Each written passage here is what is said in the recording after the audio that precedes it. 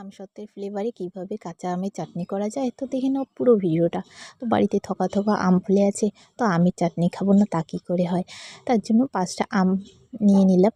তো 5টা আম আমি ছোটো ছোটো করে কেটে নেব। এটা দিয়ে কেটে নেব, তাহলে তাড়াতাড়ি হয়ে যাবে চাটনিটা, আর খেতেও খুব ভালো লাগবে। তো তার জন্য 2টা রসুন নিয়েছি, তারপরে শুকনো মরিচ আর হচ্ছে তেজপাতা আর পাঁচফোড়ন দিয়ে দেবো।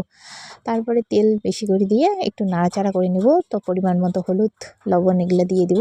তো নাড়াচাড়া যতক্ষণ না করব, যতক্ষণ আমের জলটা নিজে নিজেই শুকাচ্ছে, সিদ্ধ হয়েছে, এটা হালকা আঁচ দিয়ে নাড়াচাড়া করতে হবে, তাহলে আমটা একবারে শুকিয়ে যাবে।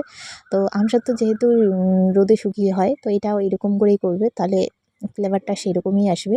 তারপরে শুকনো হওয়ার সময় একটু জল দিয়ে দিবে। তো এই যে আমসত্ত্ব ফ্লেভারের চাটনি, তো কেমন হয়েছে একটা লাইক দিয়ে দিও, আর কমেন্টে অবশ্যই জানিও।